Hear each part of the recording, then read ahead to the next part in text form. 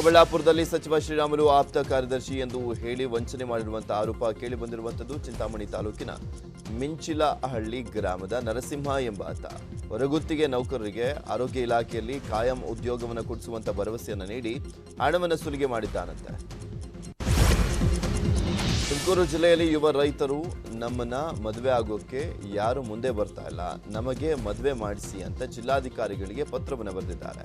ಚಿಕ್ಕನಾಯಕನಹಳ್ಳಿ ತಾಲೂಕಿನ ಲಕ್ಮಗೊಂಡನಹಳ್ಳಿ, ತಿಪಟೂರು ತಾಲೂಕಿನ ತಿಮ್ಲಾಪುರ ಗ್ರಾಮದ ಯುವಕರು ನಾವು ರೈತರಾಗಿರೋದ್ರಿಂದ ನಮಗೆ ಏನು ಒದು ಸಿಗ್ತಾ ಇಲ್ಲ, ಎಲ್ಲೂ ಕೂಡ ಒದು ಸಿಗ್ತಾ ಇಲ್ಲ, ನಮ್ಮ ಸಮಸ್ಯೆಯನ್ನ ಬಗೆಹರಿಸಿ ಅಂತ 7 ಯುವಕರು ಪತ್ರವನ್ನು ಬರೆದಿದ್ದಾರೆ. ಬೈಕಿಗೆ ಟವೇರಾ ವಾಹನ ಡಿಕ್ಕಿಯಾಗಿ ಸ್ಥಳದಲ್ಲೇ ತಂದೆ ಮತ್ತೆ ಮಗಳು ದಾರುಣವಾಗಿ ಸಾವನ್ನಪ್ಪಿರುವಂತಹ ಘಟನೆ ಹಾಸನ ಜಿಲ್ಲೆ ಅರಸೀಕೆರೆ ತಾಲೂಕಿನ ಗಣಸಿ ಬಳಿ ನಡೆದಿದೆ. ಸಿದ್ದಾಪುರ ಗ್ರಾಮದ ವೀರೇಗೌಡ ಮೋಕ್ಷ ಮೃತ ದುರ್ದೈವಿಗಳು. ಕಳೆದೊಂದು ವಾರದಿಂದ ಬಿದ್ದಂತ ಮಹಾಮಳೆಗೆ ಇಡೀ ಬೆಂಗಳೂರು ತತ್ತರಿಸಿ ಹೋಗಿದೆ. ದಿನ ದಿನವೂ ಒಂದಲ್ಲ ಒಂದು ಕಡೆ ಬಿಲ್ಡಿಂಗ್ಗಳು ಬೀಳ್ತಾನೆ ಇದಾವೆ. ನಿನ್ನೆ ಕೂಡ ಬಿನ್ನಿಮಿಲ್ನ ಪೊಲೀಸ್ ಕ್ವಾರ್ಟರ್ಸ್ನ ಕಟ್ಟಡ ವಾಲಿತ್ತು. ಅದು ಕಳಪೆ ಕಾಮಗಾರಿ ಇದೆ. ಜಸ್ಟ್ 3 ವರ್ಷ ಆಗಿತ್ತಷ್ಟೇ ಅದನ್ನ ಕಟ್ಟಿ 7 ಮಹಡಿ ಕಟ್ಟಡ ಕುಸಿಯುವಂತಹ ಆತಂಕದಲ್ಲಿದ್ದು ಪೊಲೀಸ್ ಕುಟುಂಬ ಆತಂಕಕ್ಕೀಡಾಗಿತ್ತು. ಹೀಗಾಗಿ 32 ಪೊಲೀಸ್ ಕುಟುಂಬಗಳನ್ನು ನಾಗರಬಾವಿಯ ಹೊಸ ಕ್ವಾರ್ಟರ್ಸ್ಗೆ ಶಿಫ್ಟ್ ಮಾಡಲಾಗಿದೆ. 5 ಸುದ್ದಿಯನ್ನು ನೋಡೋಣ, ಆದರೆ ಅದಕ್ಕೂ ಮುಂಚೆ ಒಂದು ಸ್ಮಾಲ್ ಬ್ರೇಕ್.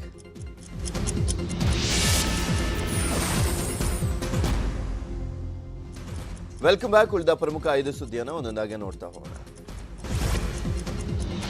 ಎಸಿಸಿ ರಾಷ್ಟ್ರೀಯ ಅಧ್ಯಕ್ಷ ಸ್ಥಾನಕ್ಕೆ ಸಂಸದ ರಾಹುಲ್ ಗಾಂಧಿ ಹೆಸರನ್ನೇ ಪರಿಗಣಿಸುವಂತೆ ಪಕ್ಷದ ಕಾರ್ಯಕಾರಿಣಿ ಸಮಿತಿ ಸಭೆಯಲ್ಲಿ ಚರ್ಚೆ ನಡೆಸಲಾಗಿದೆ.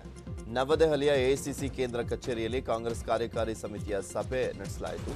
ವೇಳೆ ಕೇಂದ್ರದ ಮಾಜಿ ರಕ್ಷಣಾ ಸಚಿವ ಎಕೆ ಆಂಟೋನಿ, ಪಂಜಾಬ್ ಮುಖ್ಯಮಂತ್ರಿ, ರಾಜಸ್ಥಾನ ಮುಖ್ಯಮಂತ್ರಿ ಹಾಗೂ ಛತ್ತೀಸ್ಗಢದ ಮುಖ್ಯಮಂತ್ರಿ ಸೇರಿದಂತೆ ಕಾಂಗ್ರೆಸ್ನ ಹಿರಿಯ ನಾಯಕರು ರಾಹುಲ್ ಗಾಂಧಿ ಆಯ್ಕೆಗೆ ಸಮ್ಮತಿಯನ್ನ ಸೂಚಿಸಿದ್ದಾರೆ ಅಂತ ಮೂಲಗಳಿಂದ ತಿಳಿದುಬಂದಿದೆ. ಅಮೆರಿಕದ ಬಾಹ್ಯಾಕಾಶ ಸಂಶೋಧನಾ ಸಂಸ್ಥೆ ಖಗೋಳ ಕ್ಷೇತ್ರದಲ್ಲಿ ಮತ್ತೊಂದು ಮಹತ್ವದ ಹೆಜ್ಜೆಯನ್ನು ಇರಿಸಿದೆ. ಗುರುಗ್ರಹ ಮತ್ತು ಮಂಗಲ ಗ್ರಹಗಳ ಮಧ್ಯೆ ಇರುವಂತಹ ಅಸಂಖ್ಯಾತ ಕ್ಷುದ್ರ ಗ್ರಹಗಳ ಅಧ್ಯಯನಕ್ಕಾಗಿ ಯಶಸ್ವಿಯಾಗಿ ಉಪಗ್ರಹ ಉಡಾವಣೆಯನ್ನು ಮಾಡಿದೆ. ಅಲ್ಲಿನ ಸ್ಥಳೀಯ ಕಾಲಮಾನದ ಪ್ರಕಾರ ನಿನ್ನೆ ಬೆಳಗ್ಗೆ 5:34ಕ್ಕೆ ಲೂಸಿ ಎಂಬ ಹೆಸರಿನ ನೌಕೆಯನ್ನ ಅಟ್ಲಾಸ್ 5 ರಾಕೆಟ್ ಮೂಲಕ ಉಡಾವಣೆ ಮಾಡಲಾಗಿದೆ. ಸೂರ್ಯನಿಂದ ಅತಿ ದೂರಕ್ಕೆ ಚಲಿಸಲಿರುವಂತಹ ನೌಕೆ ಎನಿಸಲಿದೆ ಲೂಸಿ ನೌಕೆಯು ಸೌರಚಾಲಿತ ಬಾಹ್ಯಾಕಾಶ ನೌಕೆ ಆಗಿದ್ದು ಈ ಹಿಂದಿನ ಎಲ್ಲಾ ಅಧ್ಯಯನಗಳಿಗಿಂತ ಹೆಚ್ಚು ಕ್ಷುದ್ರ ಗ್ರಹಗಳನ್ನು ಅಧ್ಯಯನ ಮಾಡುವಂತ ಸಾಮರ್ಥ್ಯ ಹೊಂದಿದೆ ಅಂತ ನಾಸಾ ವಿಜ್ಞಾನಿಗಳು ಹೇಳಿದ್ದಾರೆ. ಐಪಿಎಲ್ ಟ್ರೋಫಿ ಗೆದ್ದಂತ ಬೆನ್ನಲ್ಲೇ ಎಂಎಸ್ ಧೋನಿ ಅಭಿಮಾನಿಗಳಿಗೆ ಗುಡ್ ನ್ಯೂಸ್ ಕೊಟ್ಟಿದ್ದಾರೆ. ಧೋನಿ ಪತ್ನಿ ಸಾಕ್ಷಿ 2ನೇ ಬಾರಿ ಗರ್ಭಿಣಿಯಾಗಿದ್ದು 2022ರಲ್ಲಿ ಮಗುವಿಗೆ ಜನ್ಮ ನೀಡುವಂತ ನಿರೀಕ್ಷೆಯಲ್ಲಿದ್ದಾರೆ. ರೈನಾ ಪತ್ನಿ ಪ್ರಿಯಾಂಕಾ ಸಾಕ್ಷಿ ಗರ್ಭಿಣಿಯಾಗಿರುವಂತದ್ದನ್ನ ಖಚಿತಪಡಿಸಿದ್ದಾರೆ.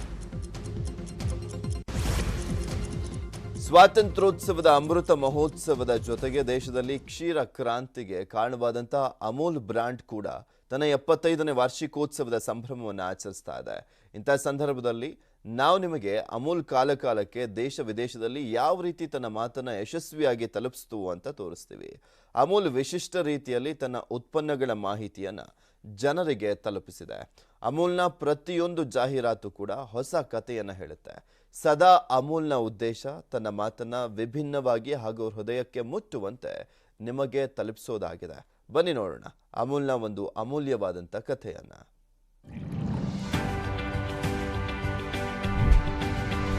1995ರಲ್ಲಿ ಭಾರತದಲ್ಲಿ ಎನ್ರಾನ್ ವಿದ್ಯುತ್ ಯೋಜನೆ ಒಂದು ದೊಡ್ಡ ವಿವಾದವನ್ನು ಸೃಷ್ಟಿಸಿತ್ತು. ಮಹಾರಾಷ್ಟ್ರದಲ್ಲಿ ಅಮೆರಿಕನ್ ಇಂಧನ ಕಂಪನಿ ಎನ್ರಾನ್ ನಿಂದ ವಿದ್ಯುತ್ ಖರೀದಿಸಲು ನಿರ್ಧರಿಸಲಾಯಿತು. ಎನ್ರಾನ್ನ ವಿದ್ಯುತ್ ದುಬಾರಿಯಾಗಿತ್ತು. 1995ರಲ್ಲಿ ಮಹಾರಾಷ್ಟ್ರದಲ್ಲಿ ಕಾಂಗ್ರೆಸ್ ಸೋತು ಶಿವಸೇನೆ ಬಿಜೆಪಿ ಸರ್ಕಾರ ರಚನೆಯಾಯಿತು. ಹೊಸ ಸರ್ಕಾರವು ಎನ್ರಾನ್ ಒಪ್ಪಂದವನ್ನ ತಡೆಹಿಡಿಯಿತು. ಅದಕ್ಕಾಗಿಯೇ ಜಾಹೀರಾತಿನಲ್ಲಿ ಕತ್ತಲನ್ನ ತೋರಿಸಲಾಗಿತ್ತು. ಸಂದೇಶದಲ್ಲಿ ವಿದ್ಯುತ್